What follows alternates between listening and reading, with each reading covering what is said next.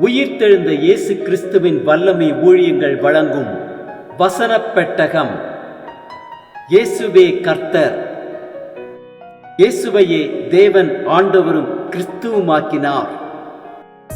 இயேசுவே ராஜாதி ராஜா, கர்த்தாதி கர்த்தா.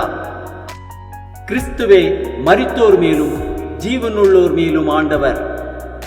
கிறிஸ்துவே போதகரும் ஆண்டவருமாயிருக்கிறார்.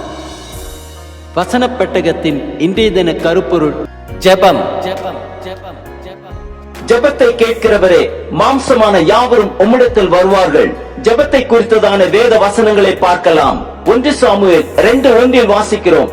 அப்பொழுது அந்நாள் ஜெபம் பண்ணி, என் இருதயம் கர்த்தருக்குள் களி கூறுகிறது, என் கொம்பு கர்த்தருக்குள் உயர்ந்திருக்கிறது, என் பகைஞரின் மேல் என் வாய் திறந்திருக்கிறது, உம்முடைய இரட்சிப்பினாலே சந்தோஷப்படுகிறேன். 2 நாளாகமம் 7:1-15 வாசிக்கிறோம். சாலமோன் ஜெபம் பண்ணி முடிக்கிற போது அக்கினி வானத்திலிருந்து இறங்கி சர்வாங்க தகன பலியையும் மற்ற பலிகளையும் பட்சித்தது. கர்த்தருடைய மகிமையும் ஆலயத்தை நிரப்பிற்று. இந்த ஸ்தலத்திலே செய்யப்படும் ஜெபத்திற்கு என் கண்கள் திறந்தவைகளும் என் செவிகள் கவனிக்கிறவைகளுமாயிருக்கும். தானியேல் 6:10 வாசிக்கிறோம்.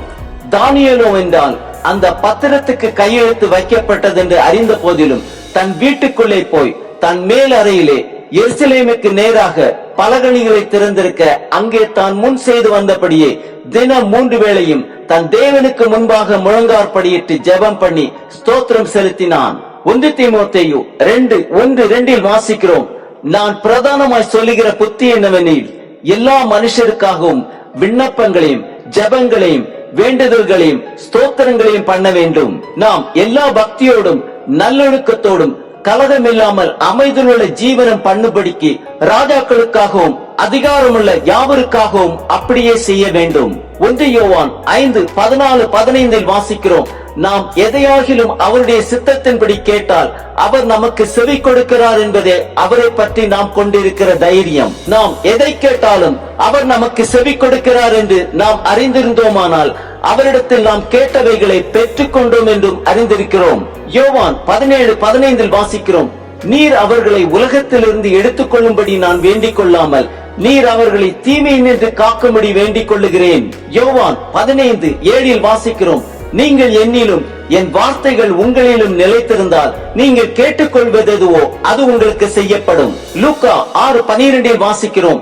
அந்நாட்களிலே அவர் ஜெபம் பண்ணும்படி ஒரு மலையின் மேல் ஏறி முழுவதும் தேவனை நோக்கி ஜெபம் பண்ணி கொண்டிருந்தார். நீதிமொழிகள் 28:9 வாசிக்கிறோம். வேதத்தை கேளாதபடி தன் செவியை விலக்குகிறவனுடைய ஜெபம் அருவருப்பானது. சங்கீதம் 145:18-19 வாசிக்கிறோம். தம்மை நோக்கி கூப்பிடுகிற யாவருக்கும், உண்மையாய் தம்மை நோக்கி கூப்பிடுகிற யாவருக்கும் கர்த்தர் சமீபமாயிருக்கிறார். அவர் தமக்கு பயந்தவர்களுடைய விருப்பத்தின்படி செய்து அவர்கள் கூப்பிடுதலை கேட்டு அவர்களை ரட்சிக்கிறார். சங்கீதம் 66:18-20 வாசிக்கிறோம். என் இருதயத்தில் அக்கிரம சிந்தை கொண்டிருந்தேனானால் ஆண்டவர் எனக்கு செவி கொடார். என் ஜெபத்தை தள்ளாமலும் தமது கிருபையை என்னை விட்டு விலக்காமலும் இருந்த தேவனுக்கு ஸ்தோத்திரம் உண்டாவதாக. சங்கீதம் 34:15 வாசிக்கிறோம். கர்த்தருடைய கண்கள் நீதிமான்கள் மேல் நோக்கமாயிருக்கிறது, அவருடைய செவிகள் அவர்கள் கூப்பிடுதலுக்கு திறந்திருக்கிறது. யோனா 2:7 வாசிக்கிறோம்.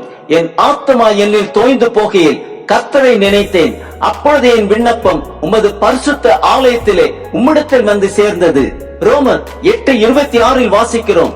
அந்தப்படியே ஆவியானவரும் நமது பலவீனங்களில் நமக்கு உதவி செய்கிறார். நாம் ஏற்றபடி வேண்டிக் கொள்ள வேண்டியது இன்னதென்று அறியாதிருக்கிறபடியால் ஆவியானவர் தாமே வாக்கு கடங்காத பெருமூச்சுகளோடு நமக்காக வேண்டுதல் செய்கிறார். மத்தேயு 7:11 வாசிக்கிறோம். ஆகையால் பொல்லாதவர்களாகிய நீங்கள் உங்கள் பிள்ளைகளுக்கு நல்ல ஈவுகளை கொடுக்க அறிந்திருக்கும் போது பரலோகத்தில் இருக்கிற உங்கள் பிதா தம்மிடத்தில் வேண்டிக் கொள்ளுகிறவர்களுக்கு நன்மையானவர்களை கொடுப்பது அதிக நிச்சயம் அல்லவா?